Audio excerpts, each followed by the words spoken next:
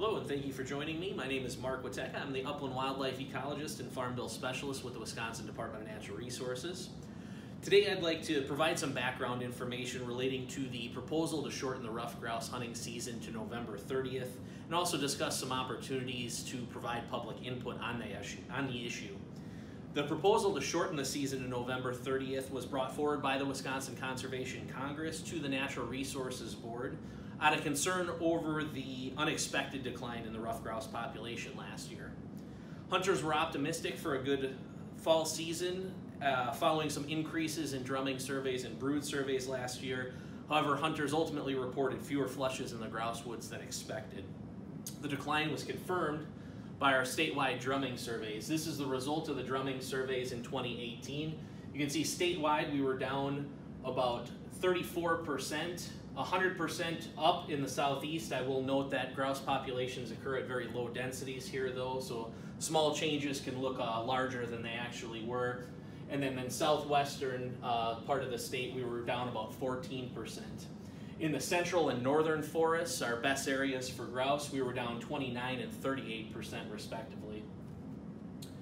This graph here is showing northern forest drums per stop dating back to 1964. You can see here that the population over the long term has been fairly stable, and also the population's been cycling about every 10 years or so, somewhat predictably. Peaks in the population cycle typically occur in years that end in 0, so 2000, 2010. Low points in the population cycle typically occur in years that end in 5. So certainly the decline last year was a bit unexpected. We weren't anticipating the next peak in the cycle until about 2019 or 2020.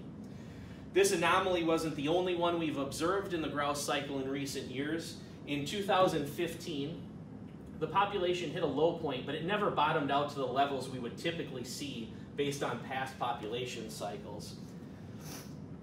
So we were starting into this next cycle at a bit of an abnormally high level, and that ultimately raised some concerns and some questions. Why did the population not bottom out as it has in the past? Will it come back up over the next year or two, or did the population possibly peak early in 2017 naturally as part of the cycle? If we did experience an abbreviated cycle, it would be fairly uncommon but not unprecedented. Back in 1972 to 1978, we had a fairly abbreviated cycle between the peaks. So we have seen abbreviated cycles in the past, but again, it would be fairly uncommon but not unprecedented. We've also seen declines of similar magnitude as last year in the past as well. They're typically coming a year or two after the peak in the cycle. So there is a potential, at least, that the population did peak in 2017. As you can see, in 2017 we were at levels consistent with peaks in the population cycle in the past. So ultimately, this information does leave us with more questions than answers, however. Part of the problem is that we don't have a great grasp on the different factors that drive the population cycle, despite it being fairly extensively researched. We do know that other factors can impact ruffed grouse populations, things such as nesting, brood rearing conditions, overwinter conditions. And disease can also impact populations. West Nile virus has been cited as a potential source of mortality in ruffed grouse. West Nile virus was first detected in Wisconsin in 2002. I will note no concerns have been raised about West Nile virus impacts on the population until last year, about 15 years after it was first discovered in the state. It has not been documented in ruffed grouse in the state of Wisconsin yet.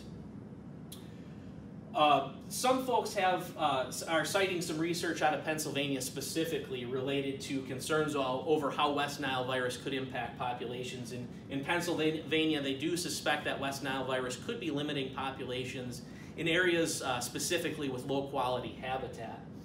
I would urge caution in applying their results here in Wisconsin. However, Pennsylvania has a significantly smaller population of ruffed grouse, and here in Wisconsin we have considerably more young forest habitat for grouse. So the results of the study in Pennsylvania may not necessarily apply to Wisconsin, but ultimately not much is known about the impacts of West Nile virus on ruffed grouse populations here in the upper Great Lakes states. As such, Wisconsin DNR is teaming up with Minnesota and Michigan DNR, as well as the Wisconsin Conservation Congress and Ruffed Grouse Society, to launch into a multi-year West Nile virus effort, a monitoring effort for ruffed grouse. This effort will hopefully provide us with some of the answers that we are looking for related to West Nile virus impacts on grouse populations.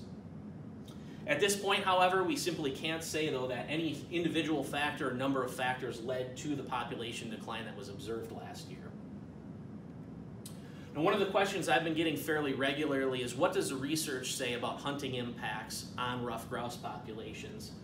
There is some research that suggests hunting can negatively impact populations, specifically in fragmented landscapes with poor quality habitat that are heavily hunted. Most of the studies from the late 1930s to present, however, have found that harvest rates for grouse are generally considered sustainable. And very recent research out of the state of Maine has concluded that late season harvest did not impact their grouse populations, and that shortening their season would not benefit the population. This is fairly consistent with similar research that's been done in the past.